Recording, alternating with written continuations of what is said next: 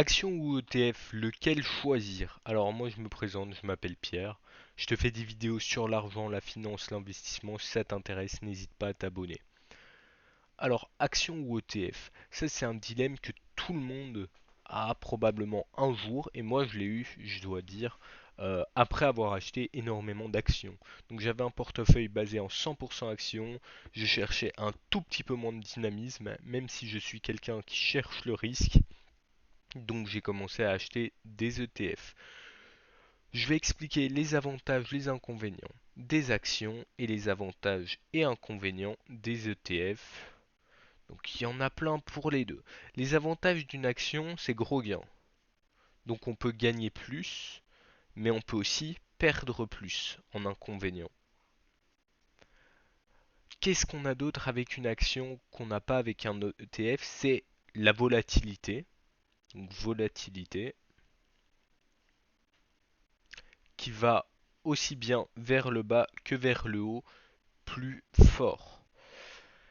Qu'est-ce qu'on va avoir avec une action aussi? C'est le fait de choisir nos convictions. Donc c'est enfin, en fonction de nos convictions. Donc le choix. Alors, qu'est-ce qui est important dans le choix? Ça, c'est à toi de le déterminer. Si par exemple tu ne soutiens absolument pas l'extraction du pétrole, ben, tu peux décider de te mettre sur une action qui ne qui n'a rien à voir avec ça. Par exemple, une action de pêche maritime. Même si, bon, la pêche, voilà, je ne débattrai pas là-dessus. Il y a une multitude d'actions qui peuvent te permettre d'investir dans une multitude de projets dans le solaire, le nucléaire, le renouvelable, mais pas dans ce que tu n'aimes pas ou ce que tu ne crois pas. Tandis qu'un ETF, tu vas techniquement être obligé d'investir dans toutes les actions de l'ETF. Je dis techniquement parce qu'il y a deux types d'ETF. Il y a les ETF synthétiques et il y a les ETF qui répliquent vraiment, qui sont enfin les ETF physiques. Donc les ETF synthétiques, ça va être des gens qui vont toute la journée parier, parier, parier, mais qui ne détiendront jamais, jamais, jamais tout ce qu'il y a dans l'ETF. Donc ils n'auront jamais 500 sociétés comme dans le S&P 500. Et ça, c'est quelque chose d'important. Parce qu'un ETF physique va justement techniquement posséder chaque part du S&P, tandis que le synthétique, pas du tout. Pourquoi est-ce que je trouve qu'un synthétique est plus risqué qu'un physique? Parce que le synthétique, ils peuvent faire une erreur. Le physique, c'est comme ça, c'est comme c'est. Alors, un avantage avec le synthétique, un défaut. L'avantage, c'est que généralement, on gagne un tout petit peu plus. Le défaut, c'est justement ce risque de défaut. Tandis que le physique, lui, on va peut-être gagner un petit peu moins. J'avais personnellement comparé tout ce qui était Amundi S&P 500 et j'en avais tiré un ou deux qui faisaient un tout petit peu plus que le S&P 500 en fait. Il surperformait très légèrement le marché, mais en cas de baisse, il arrivait qu'il perde un tout petit peu plus que le marché. Voilà.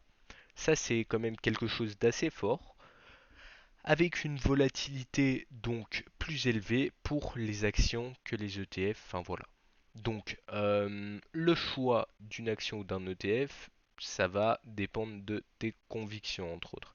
Si tu souhaites acheter 200 lignes à 10 euros, donc 200 actions à 10 euros par action, ça te fera un total de 2000 euros.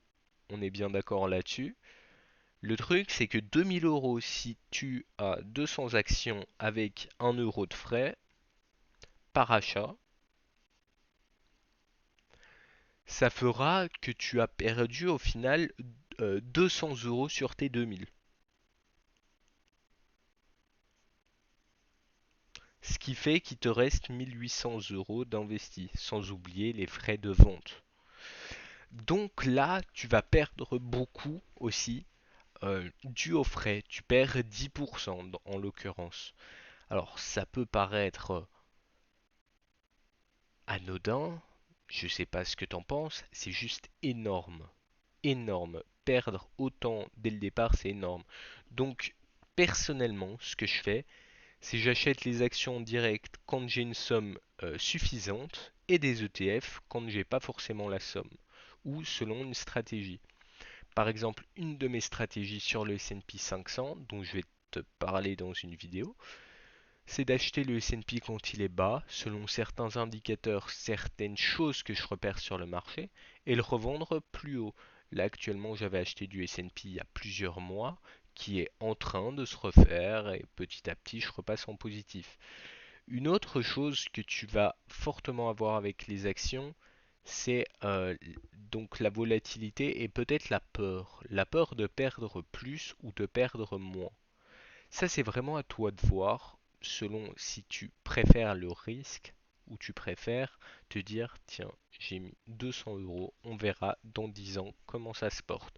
Alors, je t'assure pas que le marché sera toujours favorable, mais normalement, si tu achètes un actif financier, il va s'apprécier dans les années qui suivent, surtout en ETF. Une action, on ne sait pas. Je vous avoue que j'ai déjà fait des grosses pertes sur des actions de 80-90%.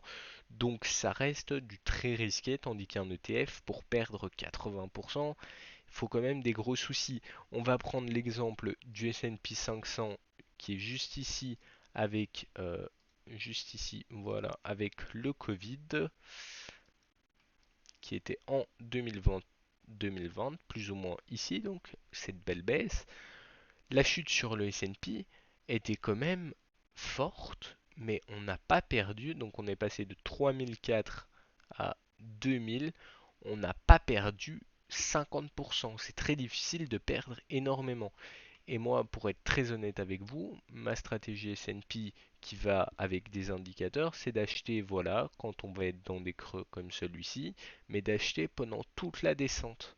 Et ça, par contre, c'est parfois un petit peu difficile de se dire, ah, ça continue à descendre, on est toujours en perte. Qu'une action comme celle-ci, par exemple, eh ben, j'ai un très mauvais point d'achat qui est ici en haut. C'était une recommandation d'achat de quelqu'un. Je me suis dit, bah, allez, on saute, on fait le plongeon. Et ben, vous voyez, il y a eu des grosses fluctuations, mais pour le moment, je suis toujours pas en bénéfice, alors que mon action, je l'ai achetée en mai 2024, il y a un an. Il y a un an, presque jour pour jour. Et ben, je possède toujours cette action, je ne suis pas en bénéfice dessus. Mon S&P, pour montrer les conditions un peu plus favorables du marché, en mai 2024, voilà, on était à peu près ici. Donc on a retouché deux fois le bas, mais aujourd'hui on est plus haut. Parce que sur les indices, on a de manière générale de la croissance, comme on peut le voir ici. Historiquement, encore une fois, le passé ne prédit pas le futur. Et puis tu vas voir les crypto-monnaies, mais ça c'est encore sujet probablement à une autre vidéo. Donc si je devais te résumer action vs ETF, c'est à toi de voir si tu préfères le risque ou pas trop de risque, si tu préfères passer du temps à faire de l'analyse ou pas de temps, et si tu as certaines convictions concernant certaines sociétés ou pas. Si tu as une question, n'hésite pas. Si tu es resté jusque-là, je te félicite parce que je te propose quelque chose en description. C'est pour un accompagnement personnalisé. Alors, ça peut te paraître peut-être bizarre, mais je t'explique plein de choses dans cet accompagnement. Donc, je t'invite à aller voir le lien en description. Éventuellement, booker un call si tu es motivé. Si tu n'es pas motivé, ça sert à rien. Moi, je te le dis, si tu n'as pas la déterre, je ne t'accepterai pas dans l'accompagnement. Mais je t'invite quand même à booker un call afin d'éventuellement discuter, répondre à tes questions. Si tu as une question par rapport à cette vidéo, à quoi que ce soit, n'hésite pas à la poser en description. Je te dis à la prochaine.